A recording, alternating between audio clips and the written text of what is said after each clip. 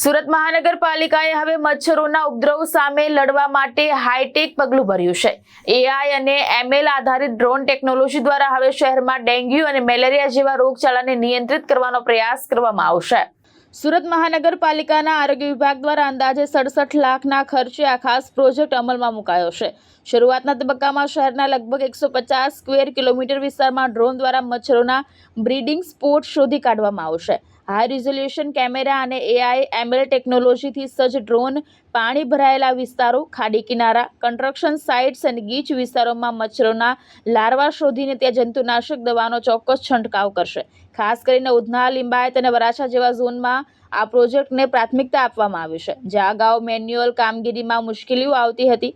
પાલિકાના જણાવ્યા મુજબ ઉપયોગમાં લેવાતી દવા માનવ સ્વાસ્થ્ય અને પર્યાવરણ માટે સુરક્ષિત છે અને ખેતીના પાકને પણ કોઈ નુકસાન નહીં થાય। આધુનિક ટેકનોલોજીથી મચ્છરોના બ્રીડિંગને અસરકારક રીતે નિયંત્રિત કરવાનો દાવો કરવામાં આવ્યો છે। ઉડાડવામાં આવ્યું છે મચ્છર પકડવા માટે, કઈ રીતના અને શા માટે અને કેટલો ખર્ચો કરવામાં આવ્યો છે આ ડ્રોનના પાછળ?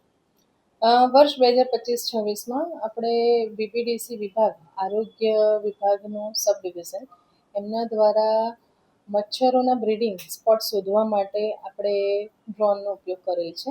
એ એઆઈએમએલ બેઝ ટેકનોલોજી છે અને આ ટેકનોલોજીના ઉપયોગથી આપણે જ્યાં જ્યાં વોટર લોગિંગ સ્પોટ્સ હશે, જેનાથી આપણા આખા સુરત શહેરમાં મોસ્કીટોના બ્રીડિંગ થઈ શકે અને મોસ્કીટોનું ન્યુસન્સ થઈ શકે, તેને અટકાવવા માટે ડ્રોન દ્વારા આ સ્પોટ શોધવામાં આવે છે।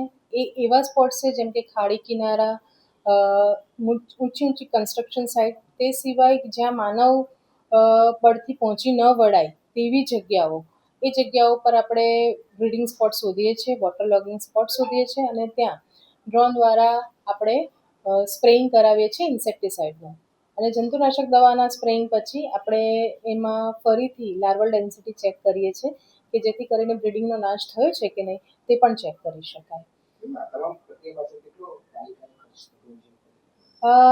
ગત વર્ષ પ્રમાણે એટલે કે 2025-26માં જ્યારે આપણે ટેન્ડર પાડ્યું હતું તે 67 લાખનું આપણું ટેન્ડર છે, જેમાં 150 સ્ક્વેર કિલોમીટર આપણે સિટીમાં કવર કર્યા છે અને એમાં આવા જ બધા ઔદ્યોગિક એકમો, ખાડી કિનારા અને એવા સ્પોટ્સ કે જ્યાં આપણા માનવ બળથી પહોંચી ન વળાય તેવા સ્પોટ શોધી નાખ્યા છે। કયા ખાસ વિસ્તાર છે એવા ખાસ વિસ્તારોમાં ઔદ્યોગિક એકમો, Udhna zone, Limbayat zone, Varachha zone, તે સાથે સાથે ખેતરો જેવા કે જે ખેતરોમાં ભાતના ખેતરોમાં જ્યાં પાણી ખાસા દિવસ સુધી ભરાઈ રાખવામાં આવે છે તેવા વિસ્તારો, પાલ ભાઠાનો એ વિસ્તાર છે તે, વેસ્ટ ઝોનના જહાંગીરપુરા સાઈડના વિસ્તારો, એ વિસ્તારોમાં આપણે ત્યાં કામગીરી કરવામાં આવેલ છે અને ત્યાં ડ્રોન દ્વારા ઇન્સેક્ટિસાઇડનો સ્પ્રેઇંગ પણ કરવામાં આવેલ છે, જેથી કરીને એ લાર્વા જે છે તે મરી જાય પરંતુ પાકને કોઈ નુકસાન થતું નથી।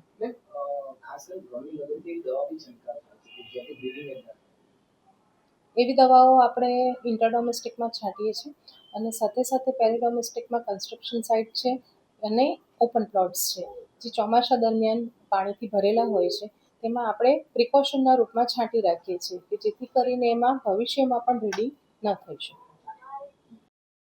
ભાવેશ ઉપાધ્યાય, દ્રષ્ટિકોણ ન્યૂઝ, સુરત।